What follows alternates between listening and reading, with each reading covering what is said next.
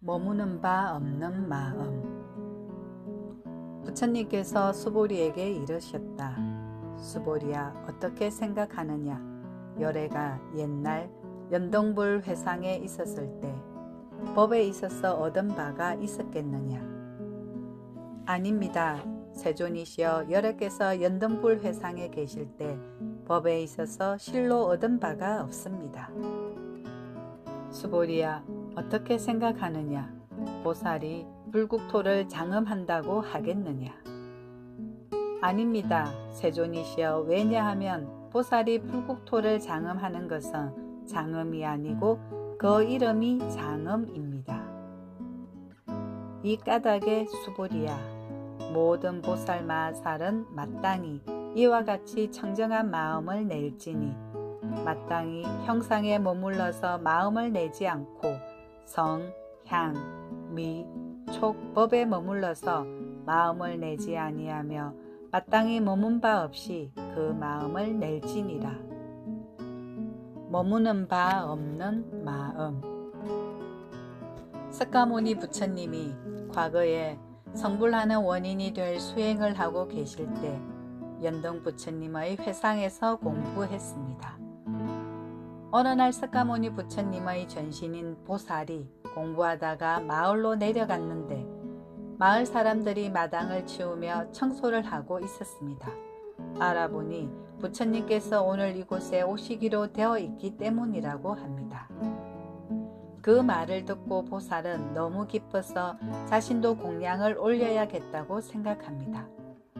그런데 하필이면 부처님이 지나가신다는 그 길이 진흙길이었습니다. 그래서 부처님이 지나가시는 길에 진흙이 있어서는 안 된다는 생각이 들어 진흙 위에 자신의 머리카락을 풀어 깔았습니다. 그러고는 부처님이 그 머리카락을 밟고 지나가시도록 했습니다.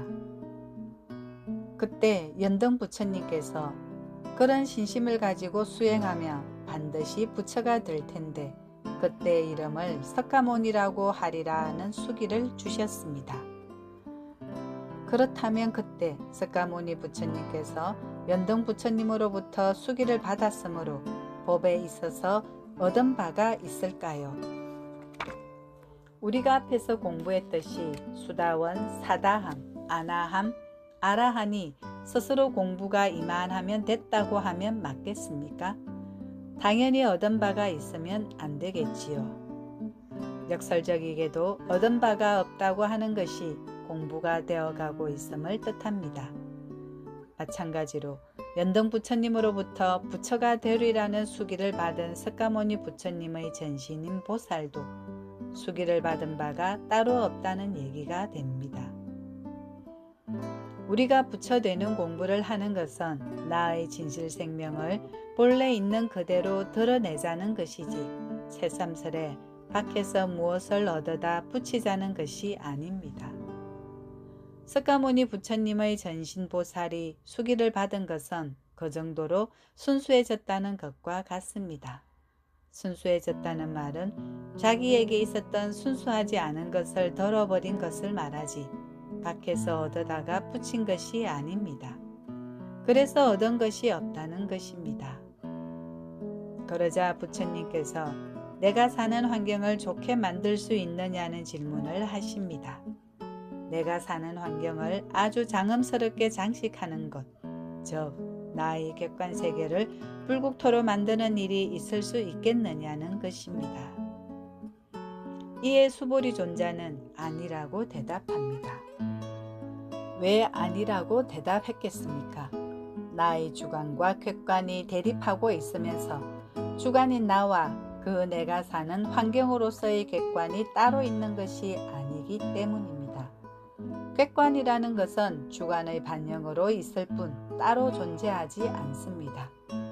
이는 다시 말해서 나를 바꾸지 않고 내 바깥에 있는 환경인 가정, 국가, 세계 등을 바꿀 수 없다는 것입니다. 비유를 들어봅시다. 방이 어둡다면 등불이 더 밝아지면 되는데 등불이 스스로는 밝아지지 않고 방이 왜 이리 어둡냐고 불평하면서 그 방에 있는 것들을 나무란다면 그것은 등불이 어리석은 것입니다. 등불이 밝아지면 저절로 그 방은 밝아지는데 말입니다. 유마경에 보면 그 마음이 깨끗해짐에 따라서 국토가 깨끗해진다는 말씀이 나옵니다. 내 마음이 정화되는 것에 비례하여 환경이 정화된다는 말입니다. 이처럼 마음은 그대로 두고 내 환경만 정화시킨다는 말은 성립되지 않습니다. 그렇다고 장엄하는 일이 없는 것은 아닙니다. 우리가 보시를 해서 고아원을 잘 만든다든지 양로원을 만들어서 노인들을 보살핀다든지 또 이 나라를 불국토로 만들기 위해서 하는 활동들이 불국토를 장엄하는 것입니다. 이렇게 하는 것들은 겉으로 보기에 환경을 좋게 만드는 것처럼 보이지만 실제로는 내 내면의 세계를 밝게 하고 있는 것에 지나지 않습니다. 밖의 모습 그대로가 내 내면의 반영입니다.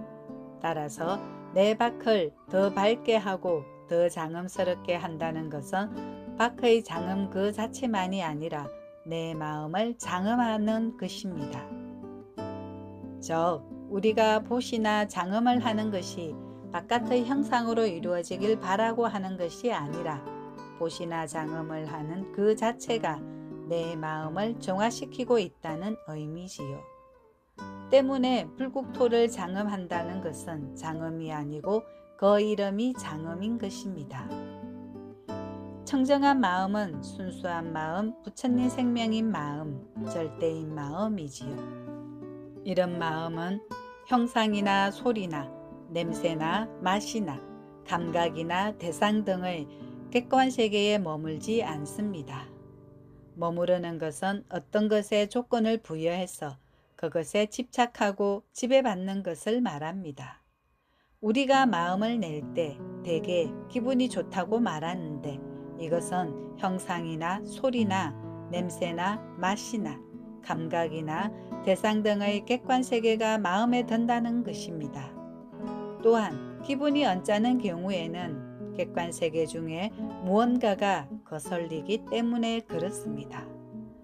이렇게 내 밖의 객관세계가 나에게 제공하는 조건에 따라서 나의 마음이 이랬다 저랬다 합니다. 저 사람이 나에게 나쁜 짓을 하니까 내가 화를 내는 것은 당연하다고 합니다. 이것은 스스로 형상이나 소리나 냄새나 맛이나 감각이나 대상의 지배를 받고 있는 것입니다. 남이라는 객관세계를 설정하고 거기에 끄달려서 내 마음이 변하기 때문이지요.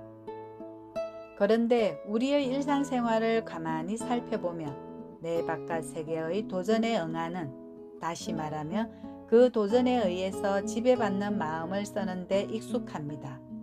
그러나 어떤 일이 벌어지더라도 그것에 의해서 내 마음이 지배받을 필요가 없습니다.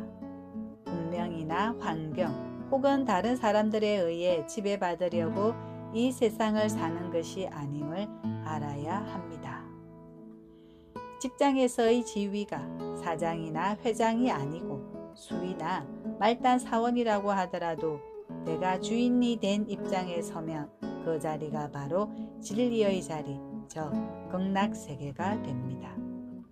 만약 더 좋은 평가를 얻기 위해서 혹은 남들로부터 존경받기 위해서 일한다면 주인이라고 할 수 있겠습니까? 주인이라고 할 수 없을 것입니다. 조건에 의해서 지배를 받고 있기 때문입니다. 나에게 나쁜 짓을 하는 저 사람은 눈으로 보여지는 형상입니다. 설령 욕을 한다 하더라도 그 욕은 소리로 들리는 것일 뿐입니다. 우리가 잘 아는 반야심경에도 나와 있듯이 형상이나 소리나 냄새나 맛이나 감각이나 대상 등은 참으로 있는 것이 아닙니다. 남에게 지배를 받고 사는 인생은 부처님 생명을 사는 인생일 수 없습니다. 그렇기 때문에 객관 세계에 대하여 집착하는 마음, 구하는 마음을 갖지 말고 마음을 써야 합니다. 임재록에 어떤 곳에서나 주인이 되면 그곳이 진리의 자리이다 라는 말씀이 나옵니다. 어떤 경우에도 내가 주인이 되어야 합니다. 우리는 본래부터 절대 생명을 살고 있기 때문에 내가 주인이 되는 것이 당연합니다. 오늘 낭독에서 여러분의 시선이 머물렀던 단어가 문장이 궁금합니다. 댓글로 공유해 봅시다.